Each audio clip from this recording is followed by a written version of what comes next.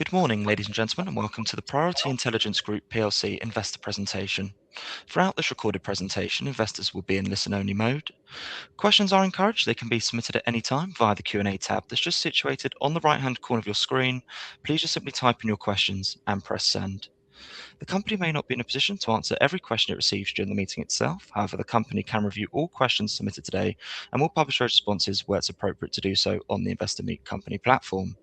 Before we begin, we would just like to submit the following poll. I would now like to hand you over to CEO Rory Maxwell. Rory, good morning, sir.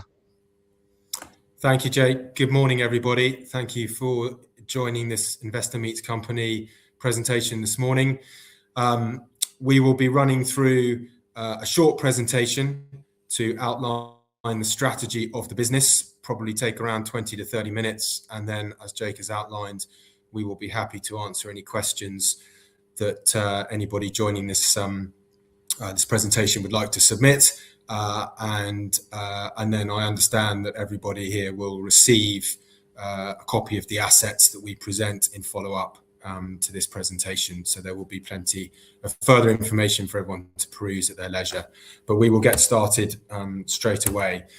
As many of you know, Priority Intelligence Group is an AI solutions business focused on the SME sector specifically, and with a clear remit to provide leading data capture and data enrichment solutions to the SME sector.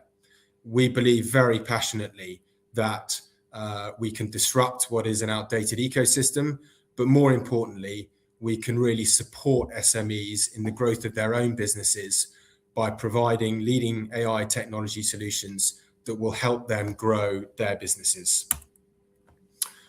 By way of an introduction, here you have a summary of the management team. As Jake has outlined, I'm Rory Maxwell. I'm the CEO of Priority Intelligence Group. I'm joined today by the founder of Priority, Daniel G, who is our Chief Technology Officer and head of all things product. And as you can see here on screen, we have a quick overview on the other individuals involved in the executive team and the management team running this business. We are all collectively a very experienced team of individuals with extensive expertise in running, owning and operating our own businesses, both in a variety of different sectors, but obviously most importantly with significant technology experience as well. So I'd like to start by giving you just an overview of Priority Intelligence Group as a group structure. As I outlined at the top of the presentation, we are an AI business focused on delivering data solutions to the SME sector. So Priority Intelligence Group owns a variety of different software products, which we will obviously be taking you through in more detail today. And the deployment of those products is effectively implemented by three wholly owned operating companies within the Priority Intelligence Group. Those three companies here you see listed: Halfspace, which was founded by myself and Sanjit Atwal and Steve Schindler in 2018.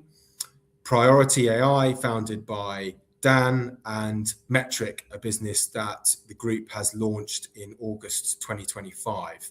Those three operating companies are very specifically specialist companies in the sectors within which they operate. Halfspace was a data management technology business focused on the sports vertical. Metric is a business focused on music, entertainment and lifestyle sectors. And Priority focused on providing operational solutions to SMEs. So each of those opcos have their own teams, very specialist in operating in those sectors. And principally, that is how we are deploying our products on a scalable basis. The sectors that I've outlined here and that we will take you through in a bit more detail are in their own right very scalable sectors and will allow us to achieve significant market share on the SME, across the SME industry through those specific sectors. And those opcos are specialists in working with those businesses in deploying data solutions and data products. And that's principally how we are structured as a group. So just to reiterate that. The 3 companies are responsible in their sectors for the implementation of the products that Priority Intelligence Group owns centrally, and which we will take you through in more detail today. I think to start with, why the SME sector? Let's just start by answering that question. Principally, obviously, it has significant scale, both here in the UK, but also on a global basis. In addition, we feel that this is a sector that is underserved. And equally, it is a sector where traditionally resource is obviously constrained through budget limitations, and the deployment of technology is perhaps underinvested with many of those companies that focused on their core products. That's why we believe that we can disrupt the sector significantly, and we feel very passionate about the fact that not only can we help SMEs increase the data that they are capturing, better use that data and analyze that data through the AI solutions that we provide, and most importantly, provide value in the output. And that is actually helping them specifically use the data that we are collecting and that we are analyzing and that we are enriching for those SMEs. And that's a really important part of our business model moving forward, is not only the deployment of the SaaS products to enable those better data operations, but also helping clients use that data through enterprise consulting so that they get greater value out of our products. And we believe very passionately that that is a differentiated model to be deploying across the SME sector very specifically. In terms of the SME sector as an addressable market, clearly the last slide shows significant scale, but if we break that down at a UK level, because that is where our operations are for the most part specifically focused at this point in time, there's an extensive number of what would be classified as SMEs in the UK, 5 million in total. I mentioned there just previously about the use of data, and that being an important part of our business model. You can see here that across the SME sector, there's significant investment, both in marketing spend, but also in technology consultancy annually. So that creates a real opportunity for us as a business in what I outlined before, is ensuring that the data that we provide adds value to the business operations of our customers. And that value is through things like marketing and technology consultancy. And there is significant budget spend across the SMEs in those 2 areas.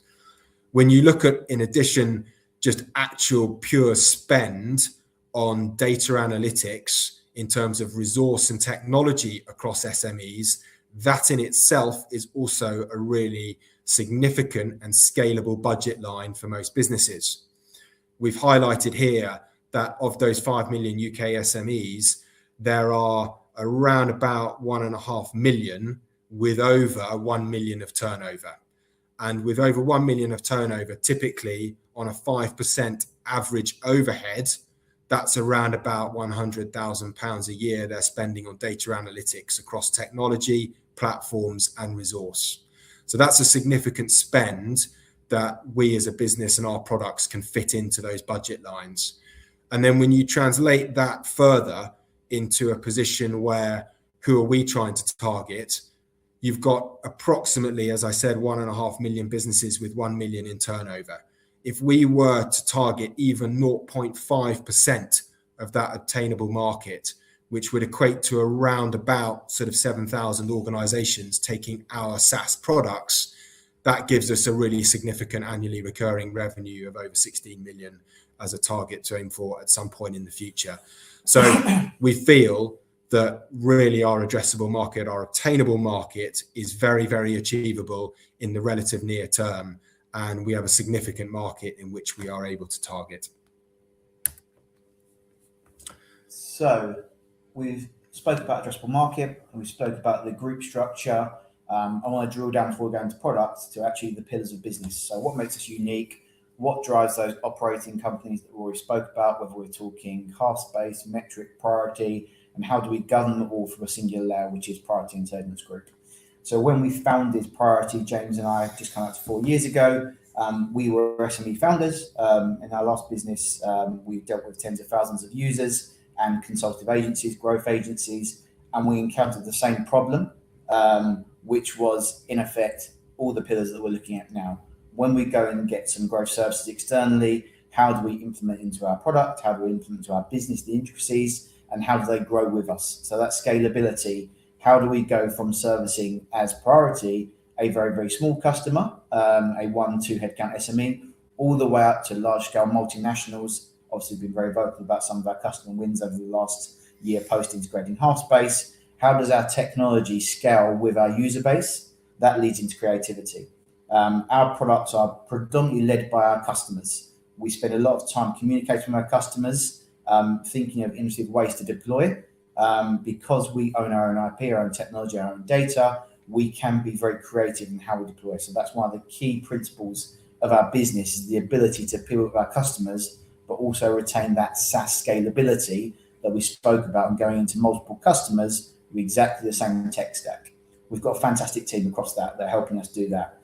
Predominantly, our team is run by SME founders, either exited founders or current founders of businesses. From marketing to partnerships to operations to tech and development, we have all run businesses of certain scales. We have the experience because we've experienced the pain points that Priority is solving for those customers. And I guess more importantly, before we talk in product, is AI model training, putting data at the center of that AI conversation. How can we service this level of customers, volume of customers, with lots of different data sets, different interfaces, different tech stacks? It's because we put data at the very forefront of our AI model training, and that leads into every one of our products. So if we talk about growth training your data, which is the tagline across all of the Priority companies, whether we're talking about Halfspace, Metric, Priority, we're drilling down into what do we actually mean by that. When we talk about growth, we're actually talking about the vertical that business is focusing on. Take any business that we work with, whether they are looking to gain more customers, improve their margins, reduce their overheads or costs. They have a growth metric, a growth vertical that they are targeting. When we talk about growth, that's actually identifying what one of the Priority Group companies we're going to be using. If we're looking at efficiency, we're going to be looking at Priority. If we're looking at data optimization, Halfspace, we're looking at sector verticals. Again, we're going to go into one of those growth pillars. Ultimately, we're understanding what our customer requirement is before we onboard that customer, but we're doing it from a platform base. Unlike traditional consultancy, where there's a long lead time, we can parachute into a business, understand what that growth vertical is and the product requirement very, very quickly in a matter of minutes, not days or weeks. How do we do that? Training. This is where we talk about our data and our IP. How do we retain our customers?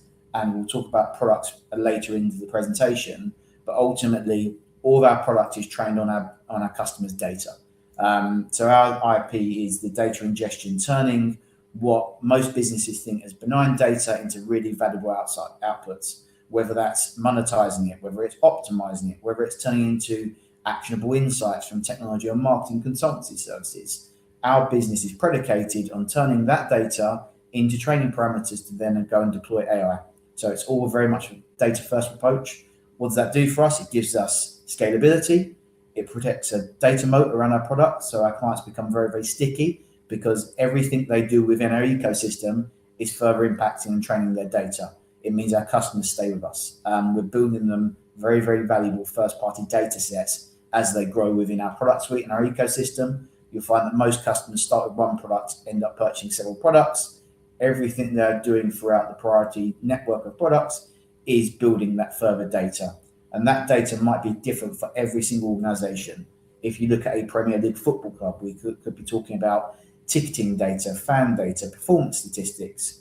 Going to a smaller 1-2 person operation, maybe selling clothing apparel on the internet. That could be web traffic, it could be marketing, programmatic data. Every business is different, but understanding what their data is and then enriching it with third-party data when we look at products like Compass, zero-party data where we look at the consultancy work that we do. It's building out that data set and ultimately delivering value for that customer through an offering of technology. So just to summarize the business model that we have been talking about, that we as a group adopt across the three opcos, we're going to take you through in a bit more detail the core products that form our SaaS basis to the business very shortly. That is obviously a fundamental part of how we see growth in the future of the group, is to drive significant scale in the adoption of the collection of the portfolio of proprietary SaaS products that we have, which we will take you through. And clearly they operate on a very affordably priced level, delivering the business a monthly recurring revenue. But as we've kind of talked about in this presentation so far, deploying those SaaS products are really important for helping the customers we work with capture more data, enrich and analyze that data, and then use that data. And the use of that data takes us into another area of the business model across the group, which is our enterprise consultancy layers, in which we help the customers that we work with actually embed the data that we're capturing into their workflows. And their workflows, that could be into marketing, it could be into targeting new customers to sell new products, it could be into partnership activity to sell your data or sell your assets to third-party commercial partners, such as sponsorship in sport and in music and in entertainment areas, where those businesses also can provide a revenue stream by using the data and using the assets that we are helping to manage for the customers that we work with. So that enterprise consultancy capability is really important. It means that we have a greater layer as a business, a greater role as a business to add value right across the entire operating chain. It ensures that our products are more embedded in the workflows of our customers, and that obviously creates stickiness, it creates greater retention, and it allows us to demonstrate value in the actual output that our customers receive from the products they deploy.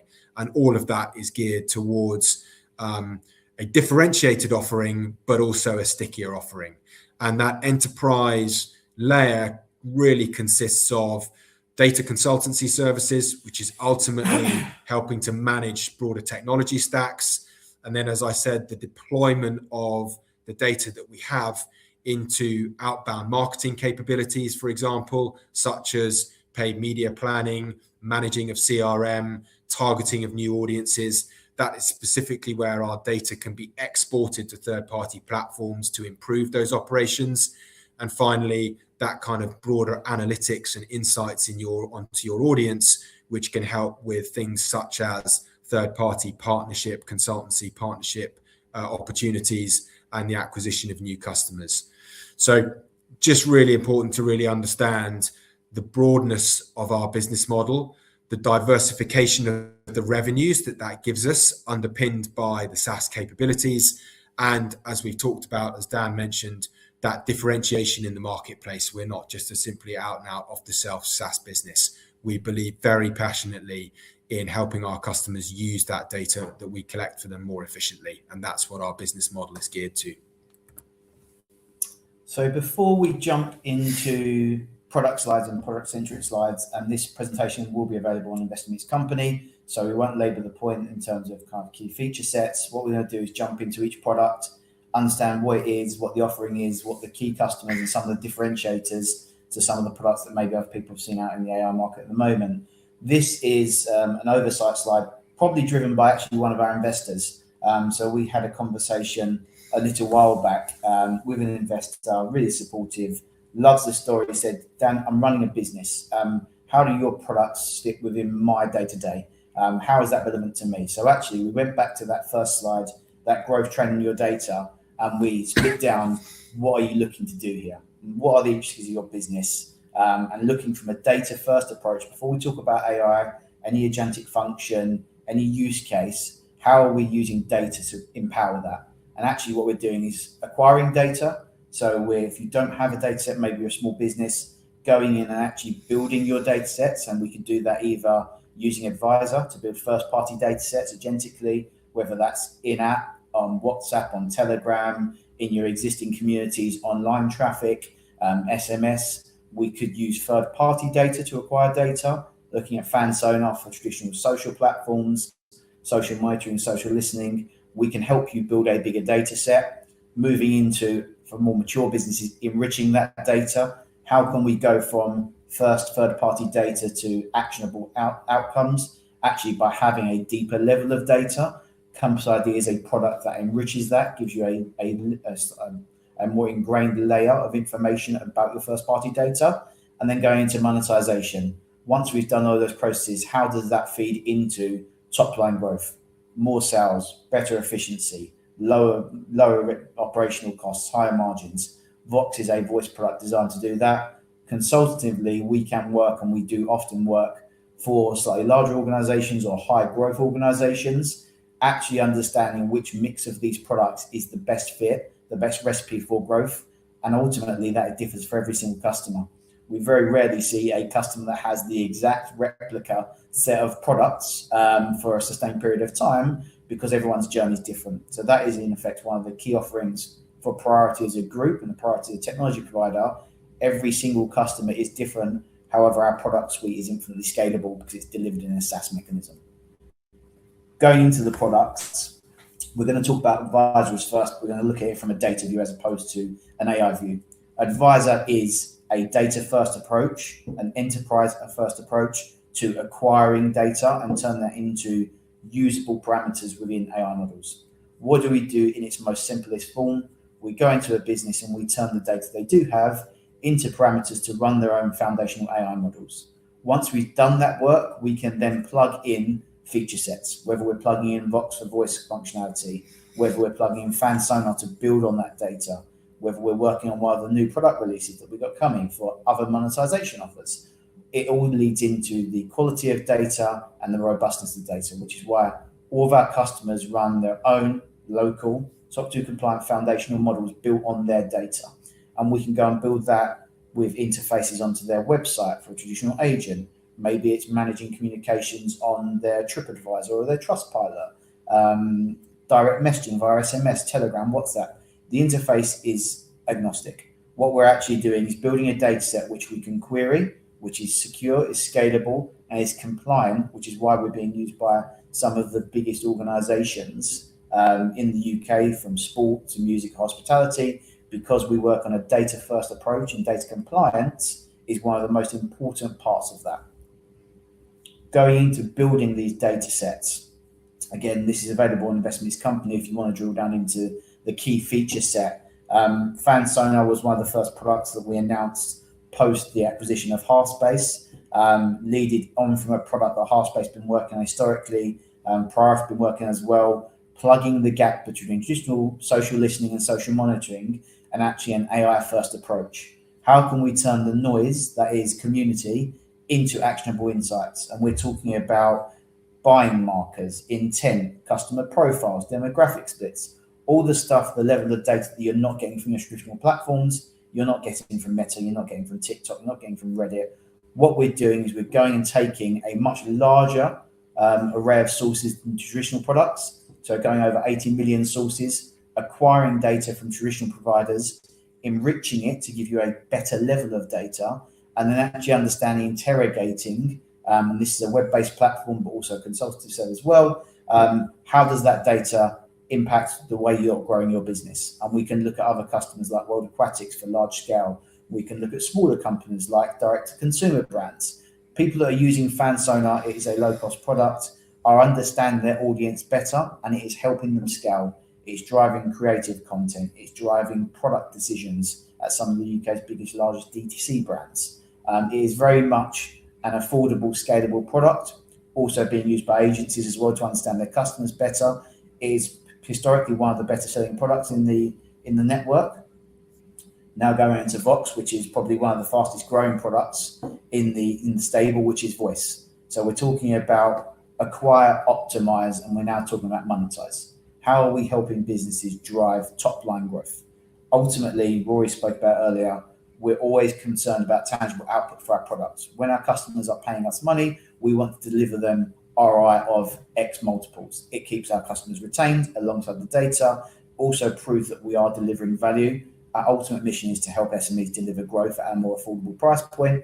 Vox is one of the products that is tangibly demonstrating that, being used across property sectors, hospitality sectors. For those of you that are following our X, whether that's Halfspace or Priority or Metric, you should be seeing some product demos coming of this quite soon. into more real world environments. We are handling volumes of calls, several hundred, if not 1,000 calls daily, inbound and outbound, across multiple languages.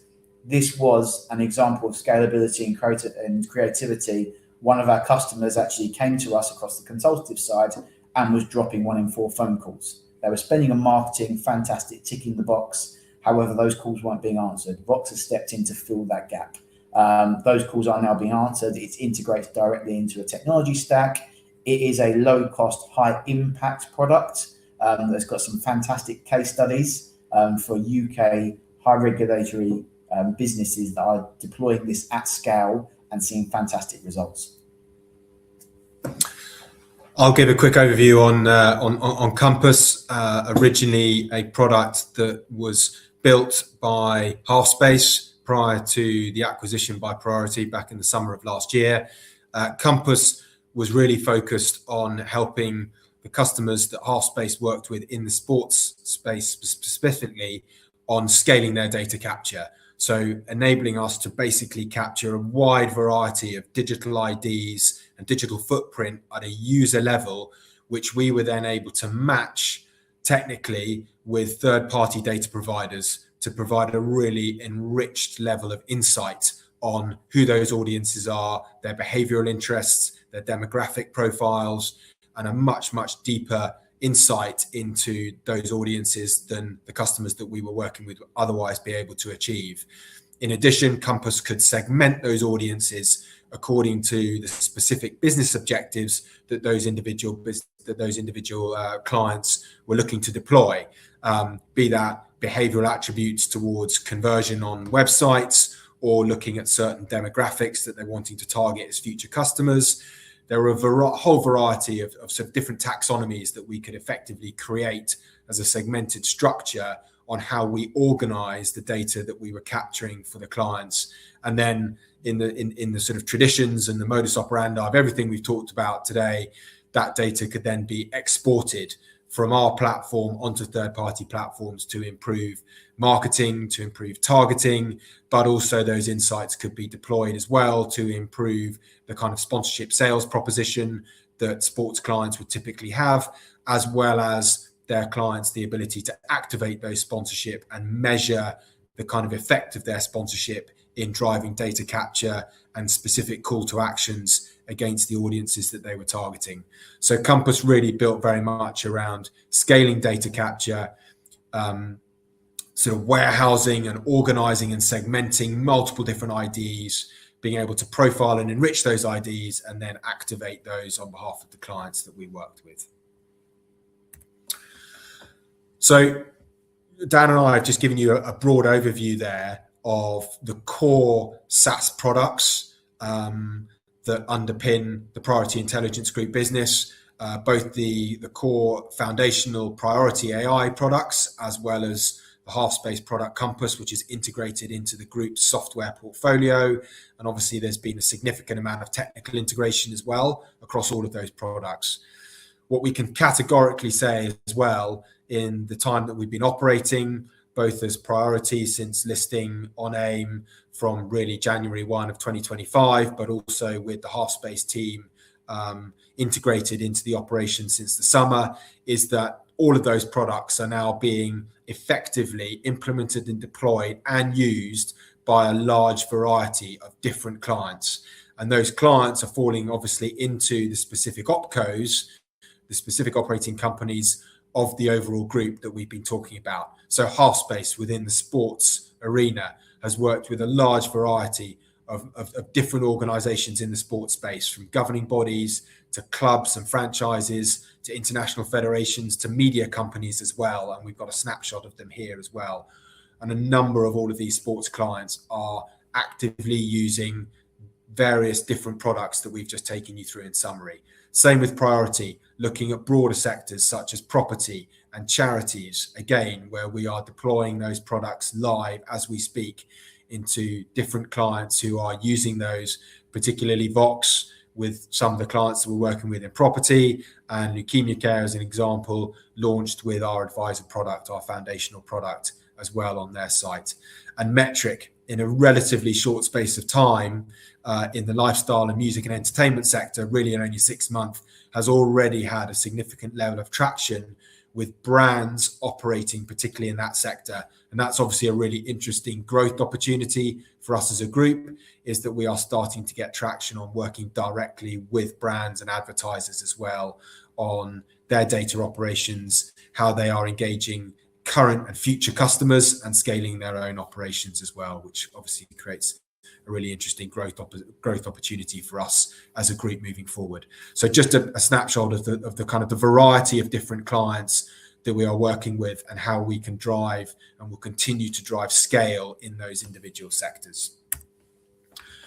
I'm going to touch on one example of a client that Halfspace works with in the sports sector and how this drives scalable adoption of the Priority Intelligence Group products.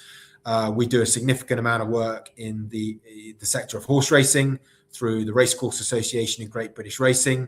Effectively, Halfspace operates an operation in which we centrally manage their entire data set for every single customer transaction on general admission ticket sales across all UK racecourses. That's 58 of them. So we have taken a database that we centrally manage. We took on around about 4 million transaction records, which we have grown in the last 2 years to about 8 million transaction records. That is personally identifiable transaction information that we look after and manage and store, and we profile that data to a significant level, not just providing key KPIs like revenue, ticket sales, average basket value, regional biases on transactions, etc. We not only just profile it at that level, but we can also profile the data demographically and in a whole variety of different ways based on the data warehouse that we operate to some degree, which Dan has talked about. In addition to that data, we've helped the industry scale their data capture significantly.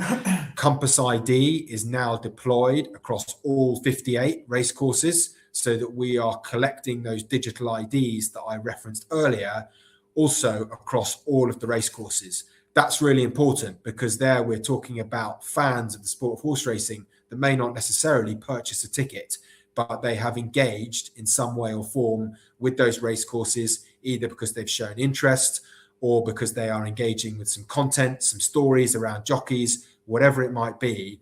That ability to capture those broader IDs has really scaled the level of data that the entire industry now has access to that we as a business manage. So you've got that central database on transactions, personally identifiable information, first-party data, around about 8 million records, in addition to approximately 12 million different IDs, individual user-level IDs, that we have captured through Compass across all 58 racecourses over the course of the last 8 to 10 months. And that allows us to obviously undertake an awful lot of activity for them. We provide a lot of the analytics on all of these audiences that feeds into marketing activity. We've also deployed FanSonar across all of the racecourses. That means that we're now collecting and measuring and analysing sentiment and engagement analytics across over 200 different social media feeds that relate specifically just to the horse racing industry. And that as well is all feeding into their ability to grow ticket sales, to grow sponsor interest by understanding more about their audiences, and grow their database so that they understand more about their audiences and therefore who they should target in the future. And we played a very significant role in a national advertising campaign that the industry launched to promote the sport of horse racing during the course of last summer. And that whole campaign will be repeated again in 2026. And all of this data that I've talked about feeds into those kind of operational strategies to try to help the growth of the sport. As a business, it's very good for us. It's established a long-term contract because of this combination of the enterprise consultancy services in managing the data operations, as well as the deployment of the SaaS products. We drive a really good margin, around 60 to 70% against this type of client. And obviously, it's a good illustration of how we can scale product adoption through one client into multiple stakeholders just through a particular one vertical, the sport of horse racing. And obviously that opens up and gives you an illustration of how we can scale into multiple different areas, sport being obviously just the one example here. That leads me on just to touch upon very briefly our sector-specific approach. We've talked about this at length already in this presentation, that we feel our ability to scale and build market share in the SME sectors is by delivering specialist and experienced operations that really understand those sectors and understand those businesses and how to deploy the products to add as much value as possible.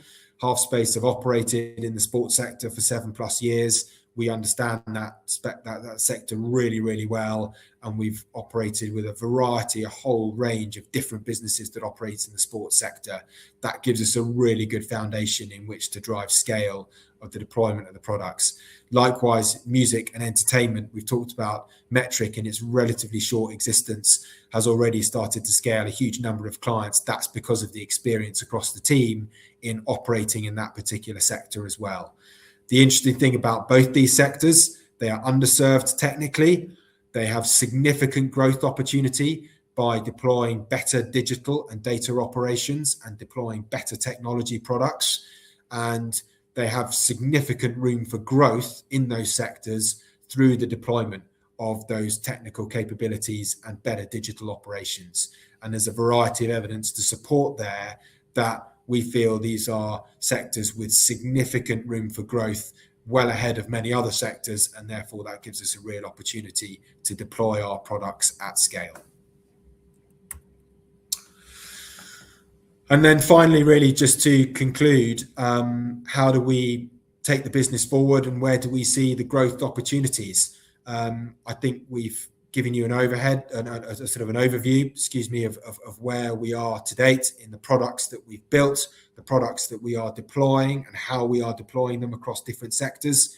Clearly, a major part of our growth in the immediate future is to expand that product capability, really build on the scalability of those products, and support that adoption with a greater level of more aggressive marketing spend to drive a greater level of scalability to the use of those products.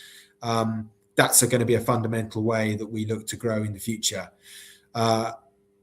We will also look at expanding into new sectors. That's going to be really important as well. We've already highlighted that we have a good diversified client base across the group, from sport, from music and entertainment, into more operational products as well, through property, charity sectors.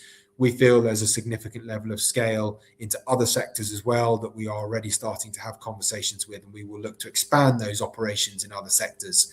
That will both be organically, but it will also be through M&A as well. As we grow, we work with a number of potential partners in the space, and we will look to expand the group's capability through an M&A strategy in the fullness of time as well, both to expand footprint geographically, but equally that expansion across different sectors, and also the integration of synergistic technology into the group that enables us to continue to operate that value proposition of scaling data acquisition, but also the enrichment and the use of that data, and bringing in technology that enables our clients to more effectively and efficiently use their own data and deploy that into operations that and into platforms that we can facilitate. And as a business, we already have a significant number of partners that we operate, and they will continue to be at the forefront of how we continue to scale the adoption of our products moving forward as well. So those are just a quick summary of how we see growth materializing over the next sort of 3 to 5 years. And a summary here of the share capital information from Priority Intelligence Group. Nearly 180 million shares are in issue. I think just the important point to highlight here is that the management team, the directors and the management team own approximately around about 18% of the shareholding. That figure is 18%. That assumes as well that the issue of the deferred consideration from the Halfspace transaction has taken place, and that ensures that as a management team collectively across the group, across the opcos, obviously we are significantly incentivized as a team of individuals moving forward from this point. And that concludes the presentation. As we've mentioned, these materials and these assets will be available on the IMC platform and circulated to everybody for your more detailed perusal in follow-up. And we will, of course, be happy to answer further questions in due course. We do have some questions that have been submitted into the Q&A during the course of this presentation. So I will address some of those questions now in the time that we have remaining. And we will start. The first question relates to IG, platform IG, and the ability to buy PR1 shares from the platform, which is currently compromised. Firstly, yes, is a key answer. We have made a direct approach to IG to understand why the shares are not available to transact across their platform. We will provide further information from them as it becomes available to us. There are a number of other platforms, obviously, in which it is possible to buy PR1 shares. And as we get more information, we will share that. But in response to that question, we will obviously be looking into that with IG Index in more detail. Just moving into one or two of the other questions here. We've got a question around the resolution of the Primoris situation. To answer that question, the business is currently working with our lawyers to quantify the potential damages from the Primoris situation that could be claimed.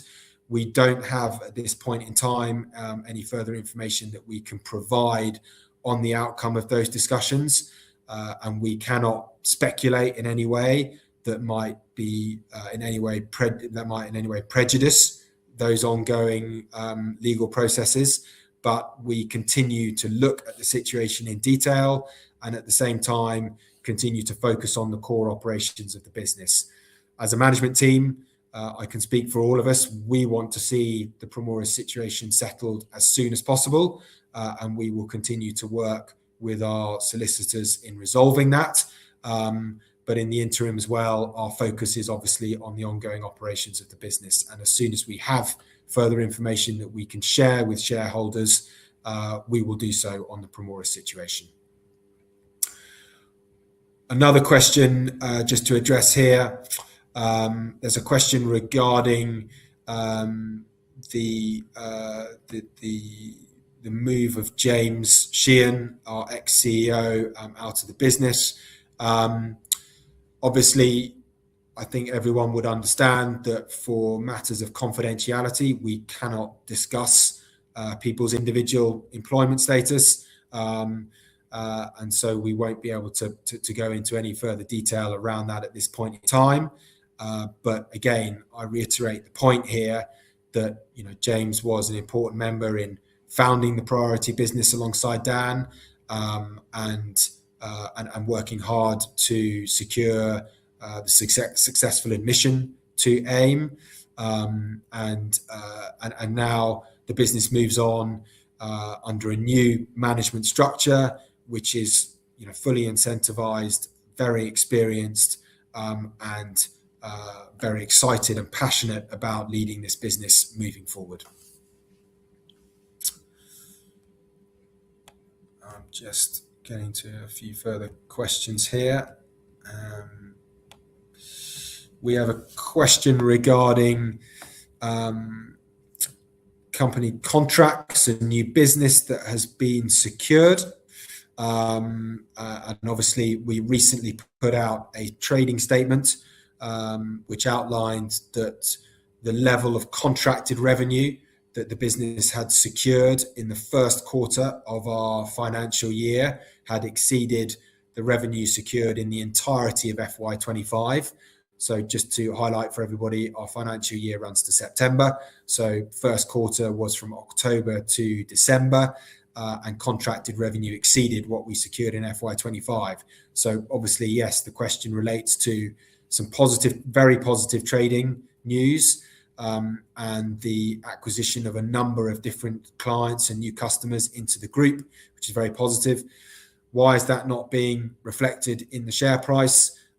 Ultimately, it's got nothing to do with whether these clients are really driving bottom line value to the group. I can categorically say they are.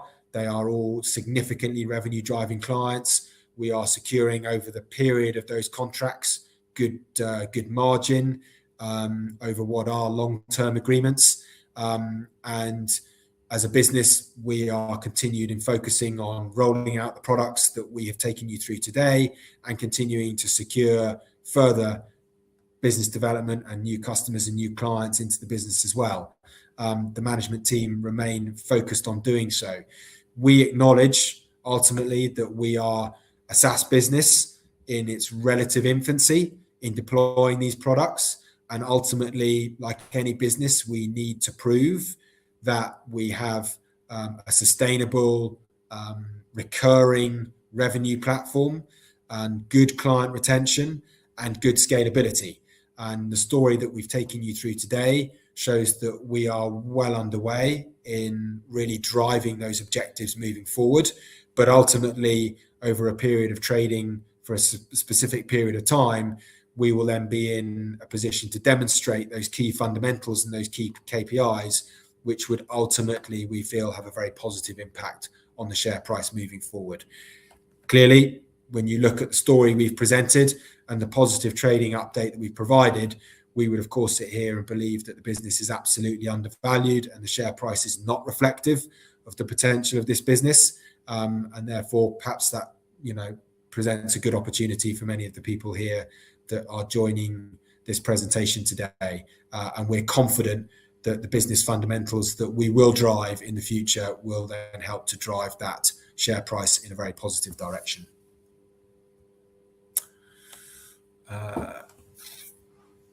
Further questions, excuse me, I just scroll down.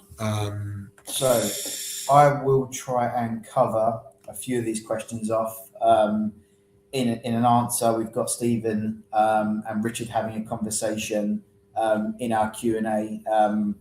Stephen says, what portion of clients currently use more than one product and how do you expect cross-sell to develop? We've also got an interesting question on how many paying clients we've got and how much of that contracted revenue is SaaS subscription-based consultancy versus consultancy and how we expect to develop. I think all three of those questions are actually overlapping, so I'll try and touch on them all. And then we've got a question on cross-selling as well, which comes into product, and I'll let Rory take in terms of how we've cross-sold products. In terms of current paying users, some of you may have seen that we put a trading statement out that said we had over 100 paying business users. We set ourselves a conservative target to be at 500 users by the end of 26.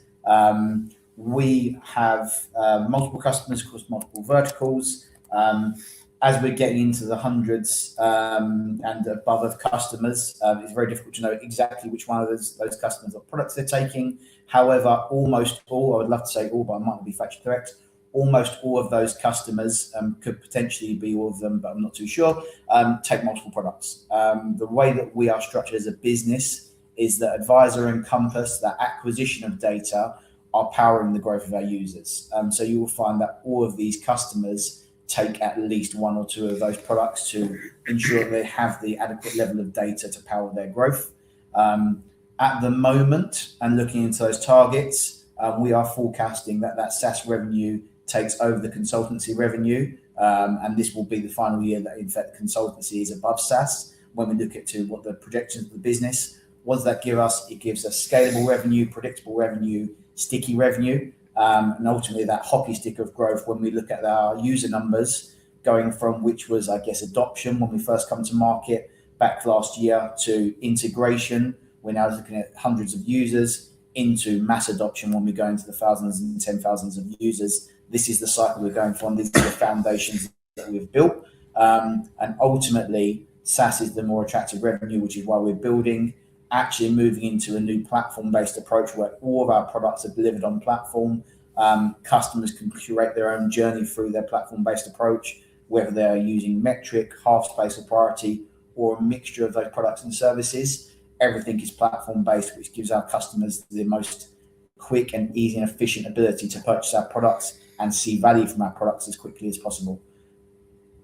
Talking about cross-selling of products, I think Rory can talk to a couple of examples where we've cross-sold Priority products into Halfspace, Halfspace products into Priority, and kind of the other way around. Yeah, there's been a large number of those kind of examples, just referencing sort of, I think, what is the last question we've got here from Brendan about cross-selling, and it actually sort of crosses over with what Dan has been talking about in terms of contracted revenue versus SaaS. So cross-selling capability has been significant. I'll refer back to obviously the case study in horse racing that I outlined during the presentation as one particular example, where there's a large level of enterprise consultancy in that work through the deployment of data consultancy services.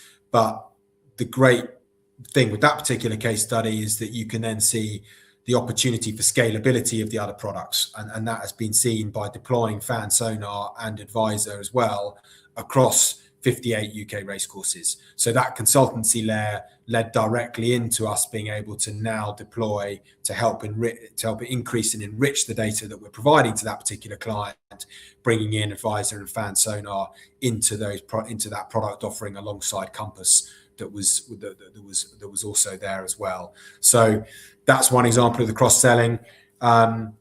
Actually, across a number of our different sports clients, I refer to some of the football clubs that we work with, such as Aston Villa, who are looking at taking a variety of the different Priority products. Indeed, as well, the legacy Compass product from Halfspace has been deployed across leukemia care and a number of other Priority customers as well, and into the Metric customers with customer clients such as Untamed as well. So just a couple of examples there where we are seeing that product portfolio across the group being sold across the different verticals in which the opcos operate.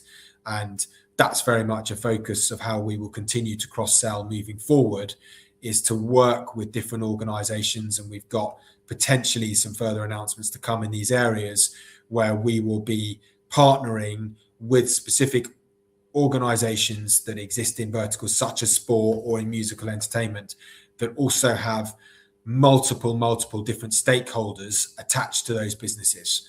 The horse racing is a sort of good illustrative example of that. And there's a number of others that we will start to work with, where deploying our services centrally means that those products can scale to multiple different stakeholders, in some cases hundreds of different stakeholders that operate within that kind of ecosystem as well. So the cross-selling capability here is very significant, and that ultimately will lead, as Dan said, to a position whereby as we scale like that, the SaaS revenues will inevitably and absolutely become a much higher proportion of the business moving forward versus the enterprise consultancy, which will be focused on a smaller number, but high value, high ticket, value additive clients that we will focus those activities on.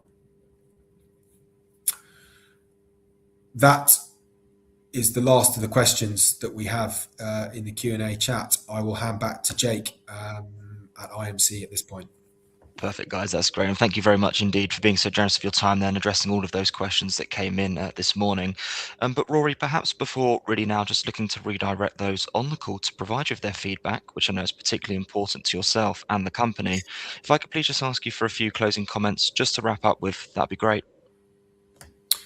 Yeah, sure. Thank you, Jack. Well, Jake, firstly, thank you for everybody who's participated and submitted questions, but also to everybody who has joined the presentation this morning to get an update from the company. We're delighted to be able to present the story to you. That's the first thing I would say. The second thing is I speak on behalf of a really highly committed and experienced management team that we are extremely excited by the trajectory and the prospects for this business. Over the last 12 months since Priority Intelligence Group lifted on AIM, there has been an enormous amount of hard work in the background going on building what we feel is a really exciting product portfolio, ensuring that those products are adopted by the clients that we're now starting to work with, building really strong case studies, which we've sort of touched upon today. And now we feel that the business is in a really exciting position in which to really scale. And I believe that there will be many further communications that come from the company over the coming months that illustrate the kind of exciting trajectory that we have got ahead of us. We thank you, everybody, existing shareholders, for your support, and hopefully that continues. And we look forward to sharing a lot more good news on the scalability and the profile of the customers that we are winning as a business moving forward. Thank you very much indeed, everybody, for your time. Perfect. Rory, Dan, that's great. Thank you once again for updating investors this morning. Could I please ask investors not to close this session, as you'll now be automatically redirected for the opportunity to provide your feedback in order the management team can really better understand your views and expectations. This will only take a few moments to complete, but I'm sure will be greatly valued by the company. On behalf of the management team of Priority Intelligence Group PLC, we would like to thank you for attending today's presentation. That now concludes today's session, so good morning to you all.